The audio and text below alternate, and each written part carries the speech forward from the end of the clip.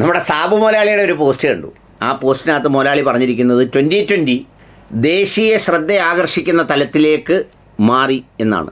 അതിന് അദ്ദേഹം കാരണമായി പറഞ്ഞിരിക്കുന്നത് മോഡി സാറുമായി നിൽക്കുന്ന ഒരു ചിത്രം അദ്ദേഹം പങ്കുവെച്ചുകൊണ്ടാണ് ദേശീയ തലത്തിലേക്ക് അദ്ദേഹത്തിൻ്റെ പാർട്ടി എത്തിച്ചേർന്നു എന്ന് പറയുന്നത്. പണ്ട് എൻ്റെ ഒരു സുഹൃത്ത് ഒരു ജയനുണ്ടായിരുന്നു.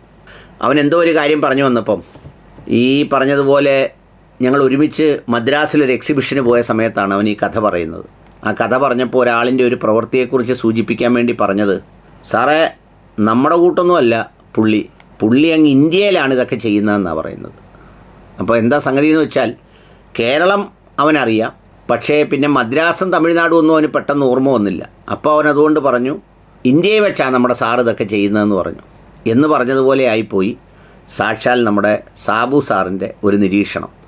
എന്ന് വെച്ചാൽ മോഡിജിയോടൊപ്പം ചേർന്ന് നിൽക്കുമ്പോൾ അദ്ദേഹത്തിൻ്റെ കയ്യിലുള്ള ജനപ്രതിനിധികളും അടക്കമുള്ളവരെല്ലാവരും പോയെങ്കിലും സംഗതി ദേശീയ ശ്രദ്ധ ആകർഷിക്കുന്ന തരത്തിലേക്ക് പുള്ളിയുടെ ചിത്രം എത്തി എന്നാണ് പറയുന്നത്. ഇനി ട്രംപിൻ്റെ കൂടെ നിന്നൊരു പടമെടുക്കാമെങ്കിൽ അന്തർദേശീയ തലത്തിലേക്ക് 2020 എത്തും. പിന്നെ UN സെക്രട്ടറി ജനറലിൻ്റെ ഒരു പടത്തിനോടൊപ്പം നിന്നൊരു പടമെടുക്കാമെങ്കിൽ ആഗോള തലത്തിലേക്ക് പുള്ളി എത്തിച്ചേരും.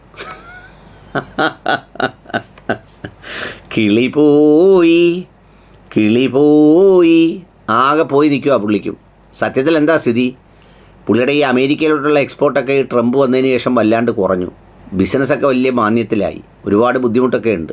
ഇനിയിപ്പോൾ ആ ബിസിനസ്സൊക്കെ ഒന്ന് ശക്തിപ്പെടുത്തണമെങ്കിൽ അതിൻ്റേതായ ഒരു തലം കണ്ടുപിടിക്കുകയും എത്തുകയൊക്കെ വേണം.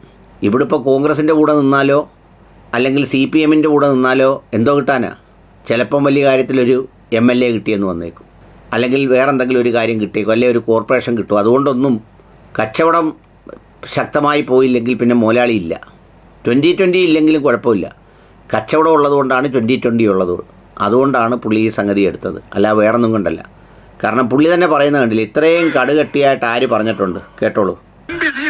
MLAയോ മന്ത്രിയോ ആകണമെന്നുണ്ടായിരുന്നെങ്കിൽ പണ്ടേ നിങ്ങളെയെല്ലാം വഞ്ചിച്ചുകൊണ്ട്, നിങ്ങളെയെല്ലാം വിറ്റുകൊണ്ട്, ഈ നാടിനെ വഞ്ചിച്ചുകൊണ്ട് എനിക്കതാകാമായിരുന്നു. അപ്പോ ഒരു BJP-ക്കാരൻ വന്ന് ഒരു സീറ്റ് പറഞ്ഞാൽ അത് കണ്ട് ചാടുന്നവനല്ല സാബു ജേക്കബ്.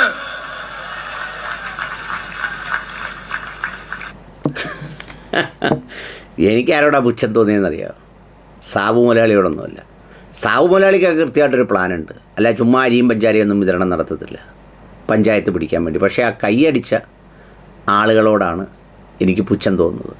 കാരണം ഇങ്ങനെയൊക്കെ പറയുന്നത് കേൾക്കുമ്പോൾ കൈയടിക്കാൻ മെനക്കെട്ട് പോയി നിന്ന് ആവേശപൂർവ്വം അടിച്ചു പറ്റിക്കുന്നല്ലോ എന്നോർക്കുമ്പോൾ. ഏതായാലും മുതലാളി ദേശീയ തലത്തിൽ നിന്ന് അന്തർദേശീയ തലത്തിലേക്കും അന്തർദേശീയ തലത്തിൽ നിന്ന് ആഗോള തലത്തിലേക്കും പോകട്ടെ എന്ന് ആത്മാർത്ഥമായി പ്രാർത്ഥിക്കുന്നു.